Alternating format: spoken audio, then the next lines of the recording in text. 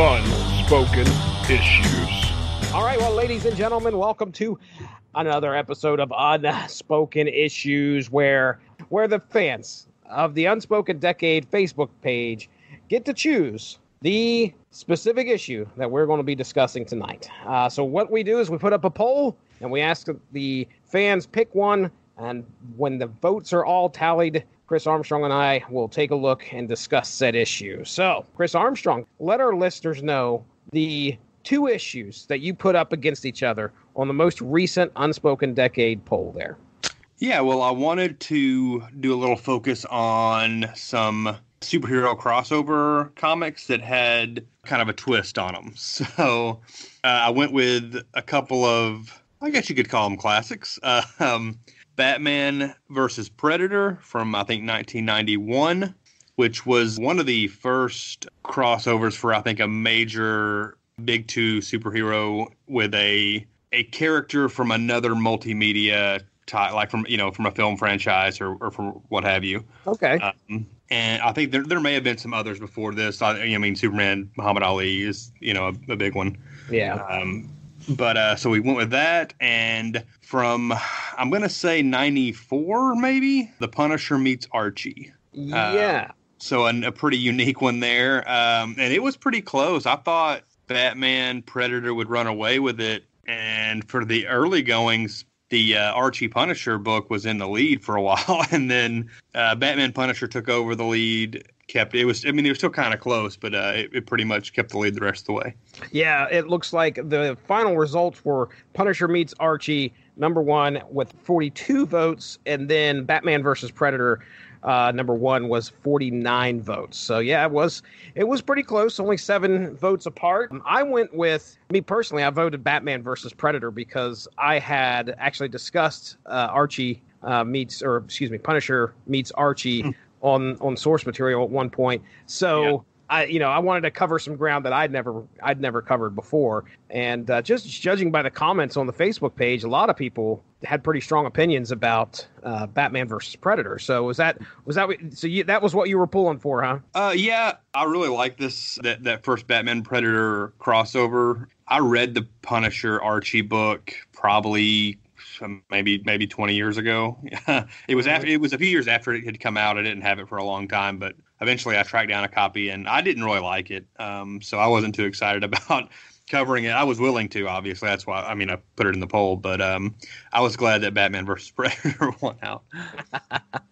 Just recently, I know this is outside of the 90s, but Predator met Archie. Yeah. And that was I actually the covered that on effect. Oh my goodness, was it ever? I haven't read those, but I've thumbed through some of the issues and seen the carnage. And I was going to say, you've probably seen the cover. There's one that I distinctly remember, which is Jughead. I don't know if he is on the cover in the vending machine. Right. Okay. Or I know that happens in the comic where he's put in the comic, and yeah, it was oh man, was it bloody. But so Batman versus Predator. So we're comic book guys. We know a lot about Batman, but I want to ask you about Predator. What's your thoughts on Predator? Did you go watch the movies, or did you watch the movies when you was a kid? Tell me about it. Yeah, well, it came out in '87, the first Predator. So I was 7 years old, and I didn't go see it in the theater or anything with my parents, but when it popped up on HBO, I was probably 9, 10 years old, and my parents were big Arnold fans. They love the Terminator movies. They love Predator. So I was watching those when I was a little kid with no problems. Like a lot of, I guess, parents in the 80s, you hear a lot of kids of that era say, as long as people were getting their heads cut off, it was no big deal. As long as there were no boobies on screen, we could watch whatever we wanted. That's kind of how it was with me and my, in our house. Yeah, same here. I remember this being a franchise that I think I watched with my dad, possibly. Or maybe I remember my dad talking about it, and I caught it on HBO by myself one time. But either way, I associate these types of movies with my dad because, macho, Right. the old macho action star. That's usually, and sci-fi too, science fiction. Me and my dad always loved to watch stuff like that. So that is what I remember most of the franchise. And I remember renting Predator 2 and watching that. And I can remember like just I was young enough to be kind of scared of the films, but I was old enough to where I was like, okay, get over this. But it was action packed, and then of course, the Especially franchise. the second one has some like horror movie elements to it. Yeah. I've yet to have a chance to sit down with my own son and show him the first Predator, which is what I want to do at some point. The first Predator is almost like a perfect action movie to me, and I think a lot of people have that opinion. But I like the second one quite a bit too. It's Danny Glover is the lead. Like a lot of people made fun of that, especially in the era when it came out. But to me, it's like you're not going to have Arnold back. Like you're not going to have anything close to him. So go the opposite direction. And yeah, they went with like the everyman cop. And there's a lot of cool stuff in Predator 2. It's way inferior to the original, but I like Predator 2 quite a bit. It's a fun action movie. In Predator 2, when Danny Glover ends up on his ship at the end, they don't draw attention to it, but if you look in the background of one of the scenes, I think he's walking through like a trophy room, and you can see a xenomorph skull. Yeah. Like, background. So it kind of laid the seeds for like, I think the properties were at two different studios even then. So I think it was just supposed to be kind of a funny Easter egg. But once, people saw that, they wanted to see those two, fighting on screen. And we eventually got those in some pretty subpar movies. Yeah, movie-wise, it wasn't great. I remember that. Obviously, the Dark Horse comics got the two properties together before the movies did, for a movie focused on the two properties coming together. Hell, I even think there was a video game, Alien versus Predator. Yeah. So if any property was going to be crossing over with a big two, I guess it'd be probably apt that Predator would be one of them, one of the first. So we're going to cover the first issue. Now, this is a 3-issue series. The on-sale date of the first issue was December 3rd, 1991. And our creative team is Dave Gibbons. Pencils by Andy Kubert. Boy, these are some Andy Kubert. These are some names that I definitely recognize. I know me and you have spent some time talking about these guys. But pencils by Andy Kubert and inks and letters by Adam Kubert. And then our color artist is Sherilyn Van Valkenburg. So there's our creative team. To kind of give you an idea of this first issue, I actually went through and read all three just because, let's just say it was that good. How's that? Yeah. I was going to ask you, you'd never read this before? No, this is the first time I've actually jumped into this. I had seen these issues. I think it was these issues at an auction. Oh, man, the comics of this auction were just unbelievable. But anyway, a friend of mine I was trying for this box that had a bunch of, he had this, I think there was a Superman Predator in there, had a bunch of the Dark Horse crossover comics in it. And he ended up not getting it. But I remember seeing it there and thinking, man, I'd love to get my hands on this and read it. Never did. So, but I had the chance to read it today. Didn't know what I was getting into. So how about you? Yeah, I read it on its initial run. I remember going to the convenience store near my house, a couple of friends, and we would always go up there and look at comics. And I believe, I mean, this is going back a long time, but as I remember it, we had like enough money to buy one comic between us. And I was hesitant for whatever reason, but he wanted to get this, and so we did. And then I ended up getting the other issues when they came out. I've always liked it. I went through several years without reading this series, and I came back to it in like my late teens, early 20s, and I realized how like legitimately good it is. And it's probably in my top 5 Batman stories, honestly, maybe top 3 even. It's one of my favorites. I've said before, I think on here, that I don't think a lot of like film properties and television properties translate well to comics. I tend to like not care for them. But this is really just a Batman comic that has the Predator in it. And obviously there's things you recognize from the Predator films and stuff. But I think it works way better than most like film properties when they get translated into comic book form. Yeah, you make a good point.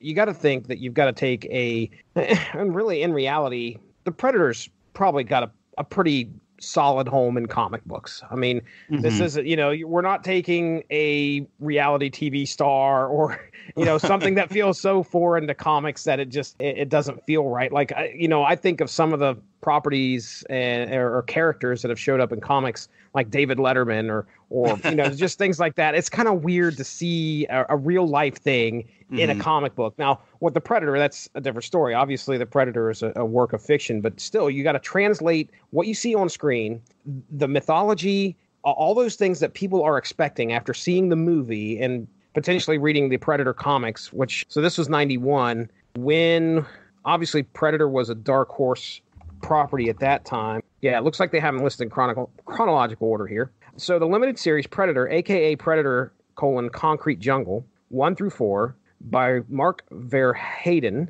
Chris Warner, and Ron Randall, June of 89 to March of 1990. Ooh, this sounds interesting. The events of Predator 1 through 4 revolve around New York City detective Schaefer, the brother of Major Alan Dutch Schaefer. Oh. So, 1989 to 1990. That sounds like a neat thing to get into. Then next after that, Predator 2 movie adaptation 1 through 2 came out in February of 91 to June of 91. So, yeah, 89 to 90 is our first Predator comics hitting the shelves, apparently.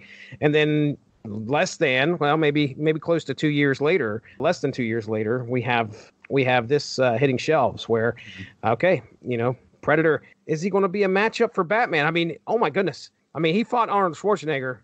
All right, so when a new murderer begins taking out high-profile targets in Gotham, it is up to Batman to help police put a stop to these killings. But it's soon apparent that the method of these killings bear an unnatural method to them. Not only that, but the killings have put Gotham's criminal underbelly at odds with each other. Batman finally tracks down the killer to his hideout in a salvage yard, and he has come face to face with the otherworldly Predator. And in their first meeting, Batman is left beaten and barely alive. Almost looks like he's about to bite the big one right at the end there. Okay, I mean, this thing starts out, you go into this, if you're a fan of the Predator franchise, what you want to see is the iconic signature Predator killings.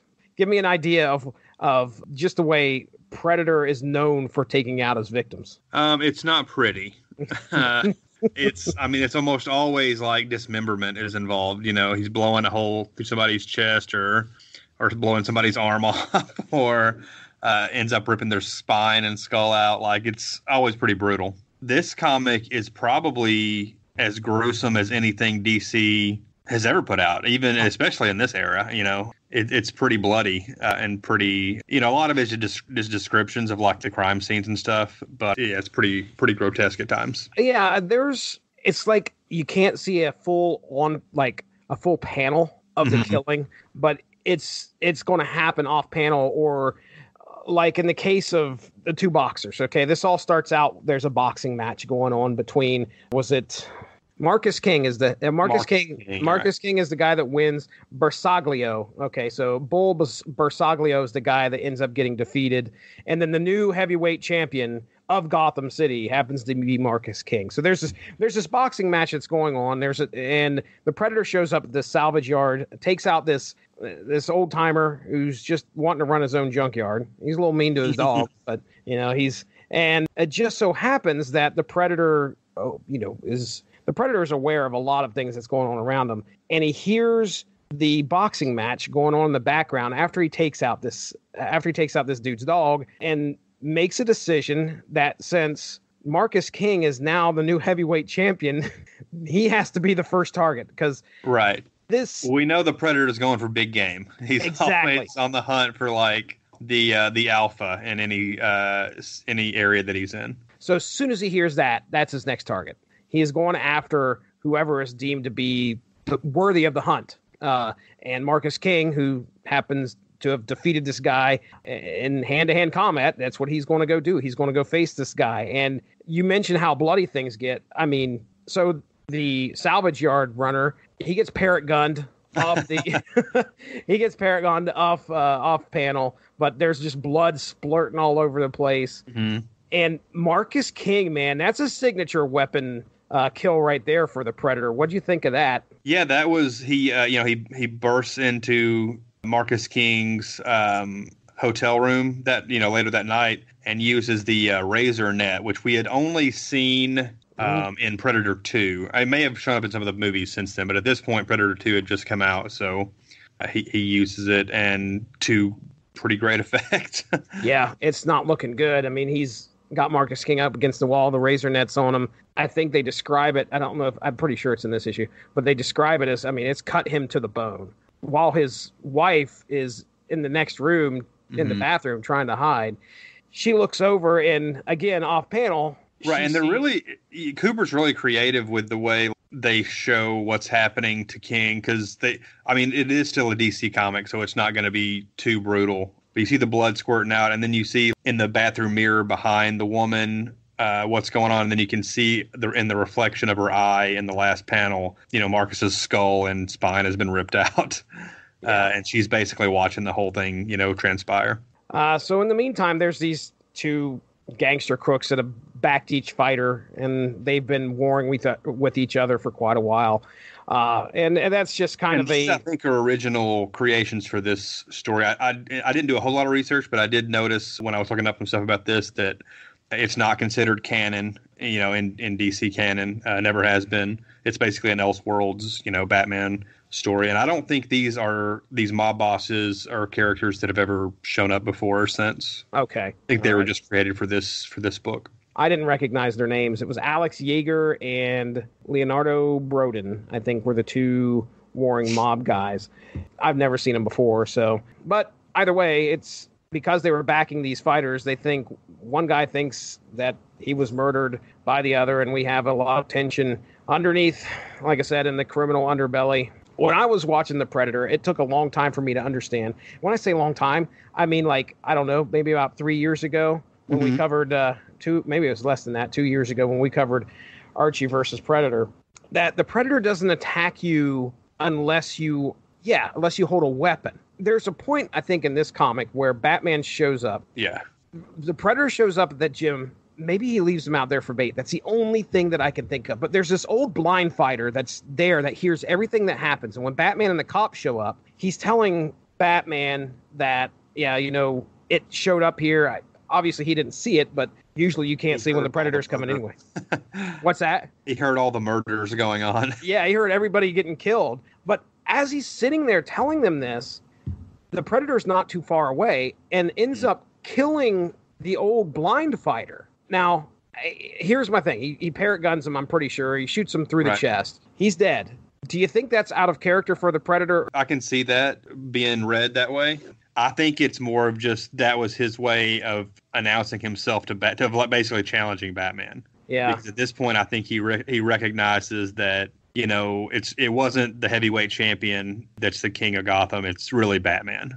Okay. And I just think that's him calling out. Because immediately after that, Batman, looks up and sees the Predator there, and they basically just have like a stare down. And the Predator could have killed Batman at that point. He has his, the three laser sighting on his chest. Yep. And he leaves, and I think it basically, I read that as him just throwing down the gauntlet, basically. And, yeah. You're next. Yeah, and it's at this point, I think Batman looks up and he says, I'm starting to understand the rules. Yeah. So, just like you said, the Predator is a being who goes out and tries to kill for sport, but it's not with like the weaker of the species. It's always the strongest of the species. Like in the original Predator film, there's the moment where the woman who's with them picks up a gun, and by that time Dutch has figured out if she's not armed, he's not going to kill her. Yeah, he won't do anything. He already spared her once before. And so that was kind of established in the lore, I guess, of Predator at that point. Yeah, I think there's something to that in the second, and I haven't seen Predator 2 in a while, but I believe that comes up in the second Predator film too. Okay. I'll read this one little section here because maybe this will give us our answer. I don't know, but here's what he says. He says, a calculator, Alfred's giving him hell for like, hey, what were you doing staring that thing down? He says, I calculated risk, Alfred. After all, the killer could have shot me the previous night. He was close enough to hear my voice, but now I'm certain there's a macabre logic to all this. King, the boxing champion, is killed face to face. Same with Bersaglio and a room full of other fighters, all defeated in hand-to-hand combat. Yet two armed guards are simply shot and a terrified girl spared. A blind old ex-fighter is passed over, then casually picked off. Our murderer is choosing his prey, acting within some savage code of honor. So maybe he knew he was a fighter. I don't know. I don't know. That was the only part of this first issue where I was like, okay, we've got to get the Predator. It just kind of felt out of sorts for me. But either way, I think I've had the same thought in the past as well. I just, I kind of just read it now as like that's his way. It was his way of calling out Batman. Okay, all right. But I can see the internal like inconsistency there.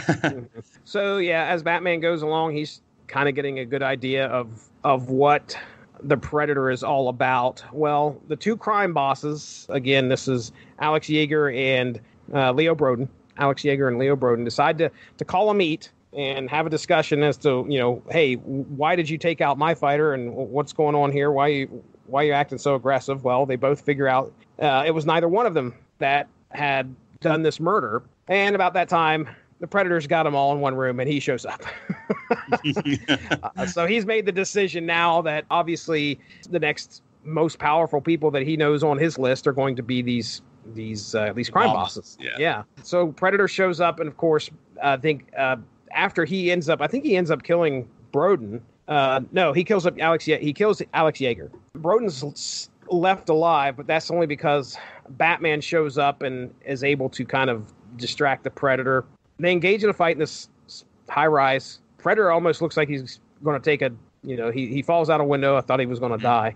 He does not. Now, in the meantime, the world's greatest detective does a bit of detectiving. And right. He found some magnetized rust, which led him to believe, well, the only place you can usually find this is in a scrapyard. And he has deduced that is where the Predator is staying. He's killed the old guy at the scrapyard, and he basically took over his spot. And his dog. Can we talk about the Predator murdering dogs and cats left and right? Yeah, man.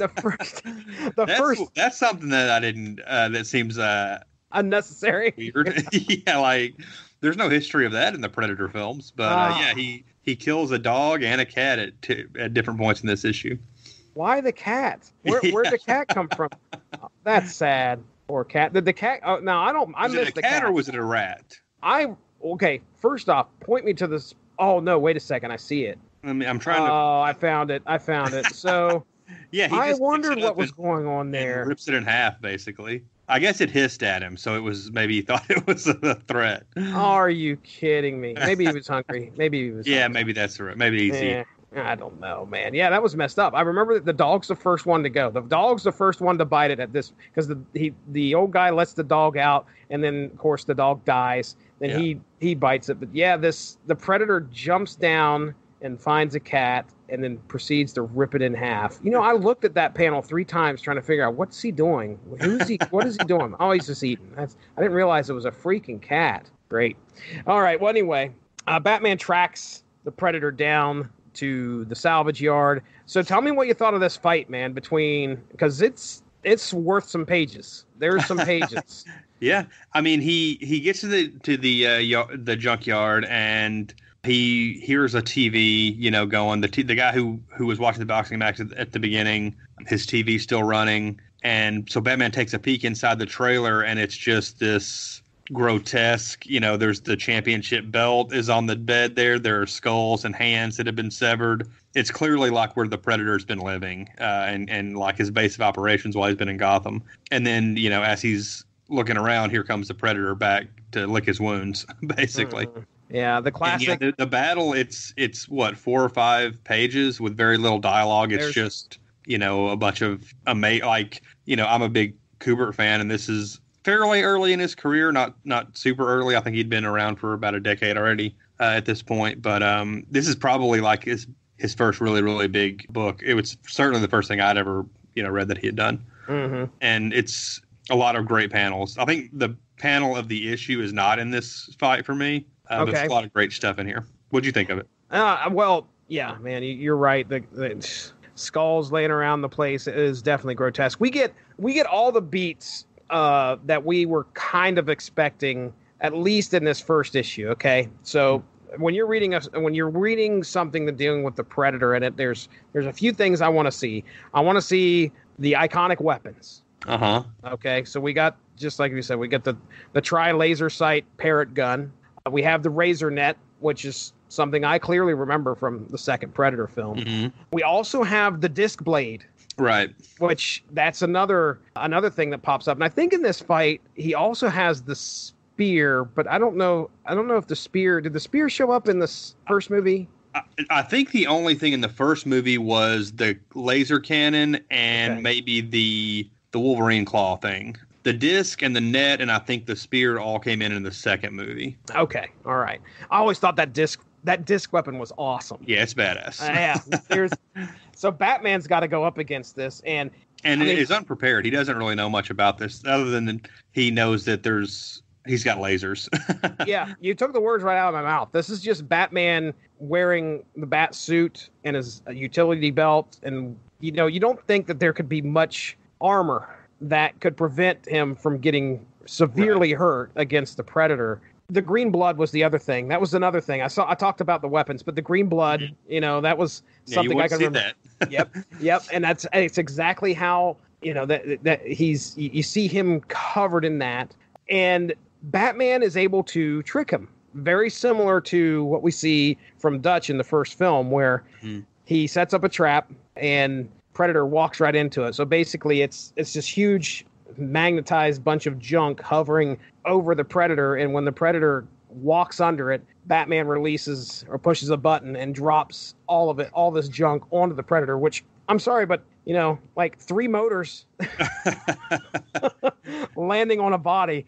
The Predator must be tough son of a. He started immediately with the smoke bomb, a standard operating procedure for Batman. Yep. But before he can do anything else, the Predator's onto him, and he throws the disc, and he slices Batman's leg open. So already Batman's at a disadvantage. Mm-hmm. And then when he gets him trapping her off this wreckage, I really love the shot of Batman approaching with just a big hunk of metal, holding it like a baseball bat. Oh, yeah. Like, that's what he's going to use to fight this thing off.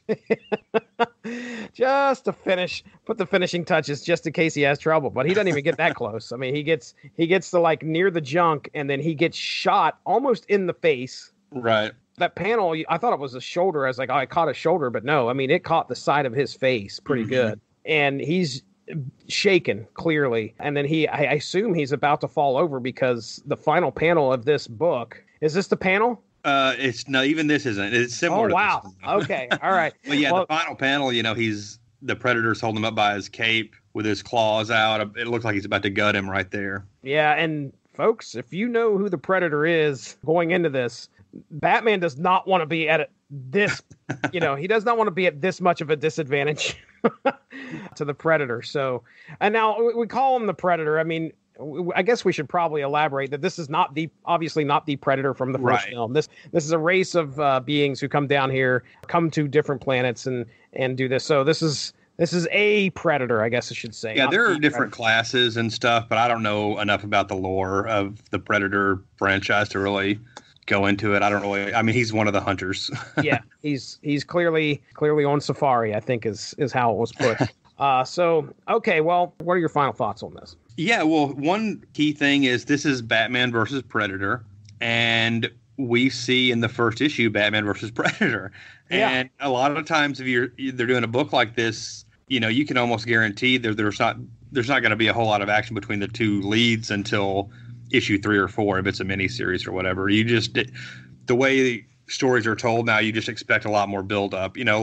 I have a lot of problems with Batman versus Superman, the movie.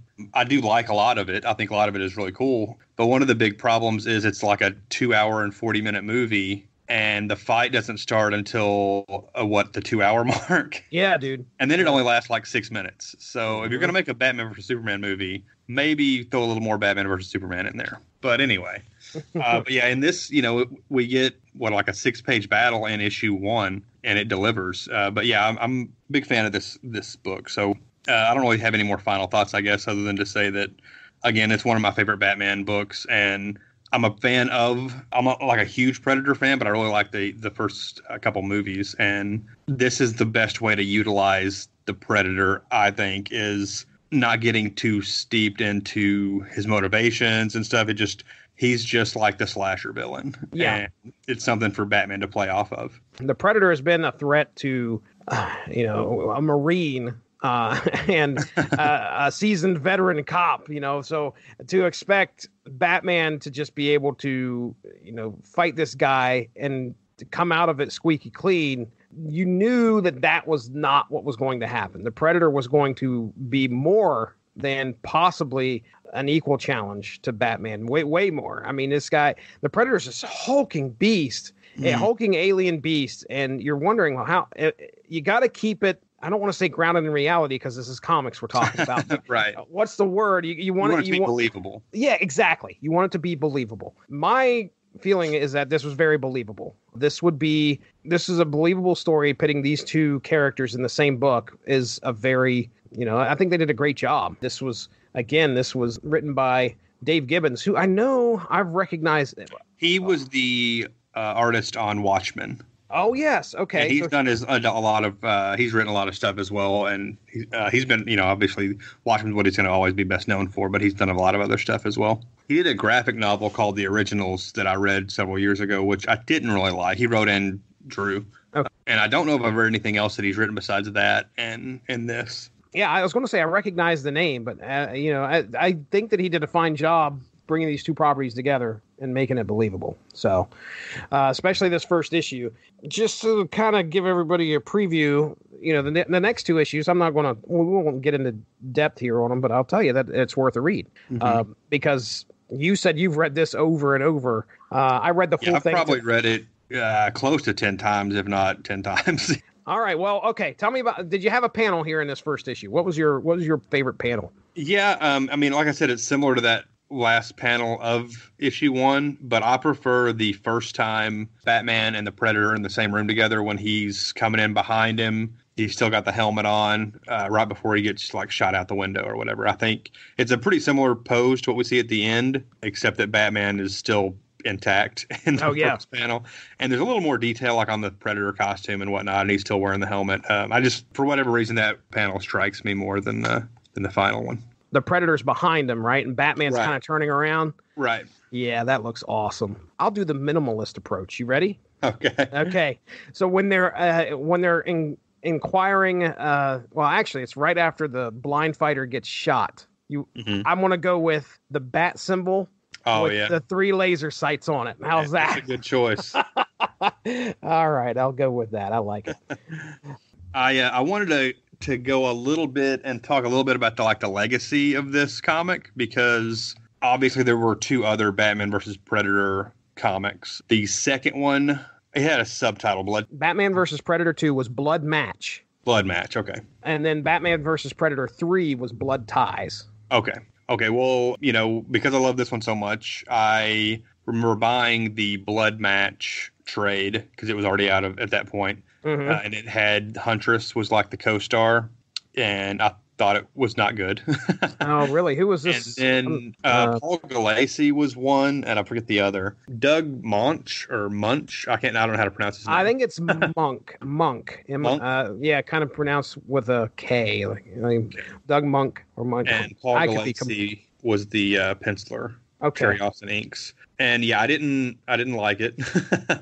But around that same time, Batman vs. Predator 3 was coming out monthly. And so that story was about a Predator bringing his son to Gotham to hunt Batman and Robin. Oh, jeez. And it was Chuck Dixon and Rodolfo DiMaggio, who I did like the art in that series, but again, it was super disappointing. I didn't think it was very good at all. Oh, really? And I don't know if I finished it. I think I might have just read the first 2 issues and bailed. But the first one, it's just, again, one of my favorite Batman comics. Yeah, dude. And not only did it have 2 sequels, there was also a short film. Are you familiar with the short film? I think I saw it on YouTube earlier. Let me pull this up here. I'm trying to remember the name of it. It's got a subtitle. It's called Batman something. It's only 8 minutes long. And it's got Batman, the Joker, and basically Batman tracks down the Joker, and they have a confrontation, and then a xenomorph shows up. Oh, wow. And attacks them. And then a Predator kills the xenomorph, and then Batman fights a Predator. And it's a short film. It's not a big budget thing. But it was the first fan film I think I'd ever seen. It may have been the first one that ever was a big deal. Probably was in the late 90s, early 2000s. Yeah, this is on YouTube. I think this is it. What's the subtitle? The thing is, it doesn't have a subtitle. It just says Batman versus Predator. It's probably mostly known as just that now. I'm looking to see if they have anything listed now. Not underneath the extra here. But in the days before the internet, or before YouTube and high-speed internet, I picked up a copy of it on DVD at a comic convention, and me and my friends watched it, and we're like, "Well, this is amazing!" So yeah, that's something if you haven't seen it, you should definitely check it out. It's only 8 minutes long. It's really and it's got a cool ending. Yeah, I was going to say it has. This is 8 minutes long, so I'm sure that's it's got to be it. Is there a and somebody that you would probably know plays the Joker? I forget who it is. Some actor. Koenig. I think it was something Koenig. It sounded like so. The only Koenig I know, Andrew Koenig, is he going to be related to Walter? Walter is the guy that played in Star Trek. Walter Koenig's. Okay. Yeah, I remember. Yeah. Andrew Koenig was born August 17th, 1968, the son of Star Trek actor Walter Koenig, which I believe was the guy. Yeah, he played. You know much about Star Trek? Not a whole lot. Okay. All right. Well, he was Chekhov. Okay. So from 1985 to 1989, Koenig played a recurring role as. Oh, he played as Rip Boner off of. Yeah, that's what I just looked it up myself. Man, don't scan the Wikipedia page too long unless you want to get depressed. Oh, no. Does he die? Oh, he does. But yeah, he played the Joker in the short film. It's called Batman Dead End. Is that the name of the... That's the name of the fan film, yeah. Okay. All right. Now, that's not... Oh, it is. So that's the name of the Predator the film. 8-minute short, yeah. Oh, and that's apparently sweet. It's not as old. Well, 2003 is when it was released, apparently. Okay. All right. Well, I had no idea that existed, and now that I do... I will definitely have to check that out. That's the second comic book related fan film that I will probably make a point to see. The first one I ever watched was the Lobo versus Santa Claus. Is that one of those battle things? No, this is actually a fan film. Oh, okay. Where the Lobo Paramilitary Christmas Special came out. It's 14 minutes long. Came out in 2002, and it's actually a very good. Good fan film. So I might check it out. It's worth it. See, the thing about that Batman Dead End, when I bought that DVD at Wizard World, it's only 8 minutes long, so they put other stuff on there, and so it had 5 Batman fan films, and they were all terrible except for that one. And there was one that it was called The Death of Batman or something like that, and it was just where some guy, some common criminal, managed to capture Batman. Batman got hurt or something, and the criminal takes him home and ties him up and tortures him the whole time. Yep. And then kills him. I know the name. I know I actually heard a podcast talking about this. It's awful. Yeah, does he inject him with heroin or Probably. I mean, it's been 15 years since I've watched it, so I don't really remember. But there was no entertainment value to be gained from it. It was really bad. Yeah, this was uploaded to YouTube. It was half an hour long. The Death of Batman. I'm sure that's it. Yeah, because it went on forever. Happy 10th. Somebody typed in here 3 years ago. Happy 10th anniversary to the most awkward fan film ever made. Oh, man. Well, I've learned a lot. All right. Anything else, ma'am? No, I think briefly, yeah, I guess we talked a little bit about the art. I didn't see what he won it for, but apparently it was penciled by Andy Kubert, and Adam Kubert did the inking and the lettering. And apparently he won an Eisner for this. I don't know if it was for the inking or the lettering. But, it says on the back of the book, it says winner of the 1991 Eisner Award for Best Inking. Okay. Well, there we go. Yeah. I like the lettering a lot because you can tell it's hand-drawn. And in a lot of the panels, the lettering is a part of the action rather than just being a sound effect, thrown up on the panel. Yeah, these are two just about to be superstars in Marvel's, when it comes to artists. Those names, I know Adam and Andy better than I know Joe, just because number one, the generation we're born in, and obviously we read 90s comics growing up. Right. So, just to see those two names on the same comic, I don't think I've ever seen that before. Mm-hmm. Yeah, I don't know that I've ever read anything else that they've both worked on. Maybe, at one point they were both doing Ghost Rider books, but they were doing separate books. I don't know that they ever did work together on issues. Yeah. And it looks, again, it's a little rougher and early. It's not as refined as far as what Kubert would be doing a few years later, like on the X-Men books and the Ghost Rider stuff. But yeah, it's really good. I think a lot of that probably has to do with the fact that this is a Batman book and the colors are kind of toned down as well, just because we don't have the bright yellows and blues that we do have with the X-Men Right. in the later 90s. This is instead, this is the grimy, this is the dark Batman Gotham that we're used to.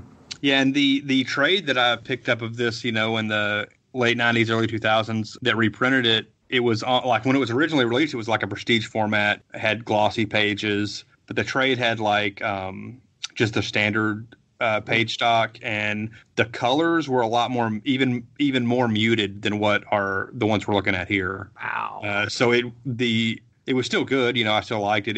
It made the book a little darker, but it wasn't the coloring was significantly muted from even this version. So it wasn't. I've always wanted to go back and get the actual issues of the with the glossy pages, and it seemed like they were they just looked better on that paper. All right. Well, let's get into plugs, bro. What do you got coming up? Plug some people or plug yourself. What do you got to do? Not a lot of plugging to do. But you can follow me on Twitter at BrodyMan34, and hopefully you can catch me on Jesse's other podcast sometime in the near future. That's right. The Source Material Comics Podcast. You can find that right here on the W2Mnet.com. That's where we're being hosted. So you could just probably go to any platform and type in W2Mnet or W2M Network onto any podcast platform. You should be able to find us. So anyway, yeah, Source Material. We got some great stuff coming up here. If it hasn't already aired, you can check out, the next thing that Chris should be potentially on will be Lock and Key, which is taking the world by storm. Yeah, as for myself, you can follow me at Stiznarky on Twitter.